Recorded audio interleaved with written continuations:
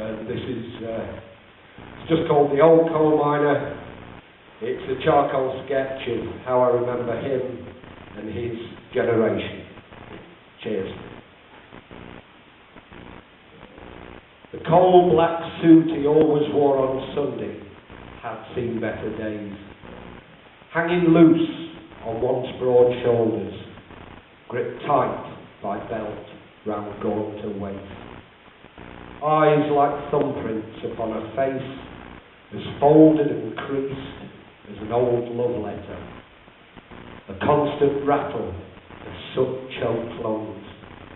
The cough he knew could never get better. The scars which lined his skin like tattoos. The pained expression.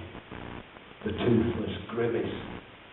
As pausing for breath every 10 painful yards, he'd tell himself, just bronchitis. We only went out on a Sunday now, a stroll to the pub for 2 quiet pints and a chat with the lads who were still working. For Sundays were his God-given right to get away from the fireside, the noisy fridge and the quiet wife, where he'd sit watching coal burn all week long. Coal he'd dug from the ground all his life. Coal that now kept his aching limbs warm. Coal that once almost broke his spine. Coal that was grained into his face and lungs. His window looked over that bastard coal mine.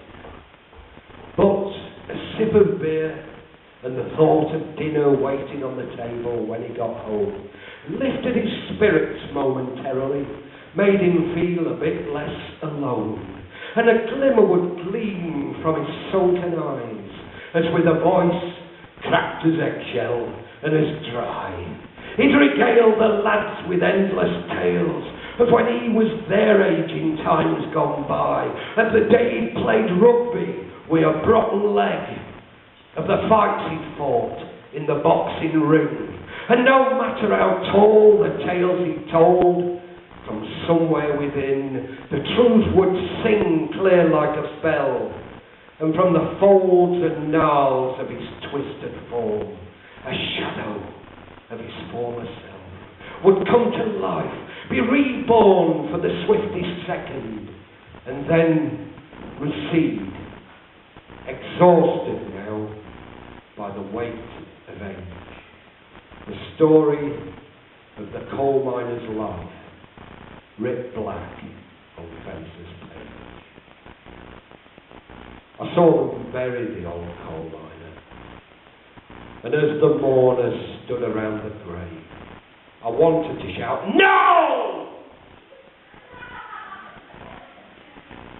Don't put him back in the ground." Cheers.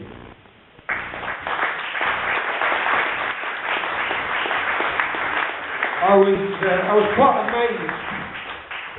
amazed when I got the email through telling me about this concert, because Pete was a good friend of mine back in my days in Leicester. I lived in Leicester for a long time, 25 years, just passing through. And I moved down here and never expected to see him again, but he's followed me and he's back.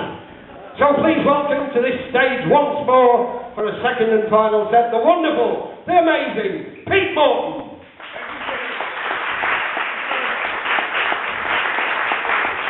Thanks, Jim. Jim Harwood.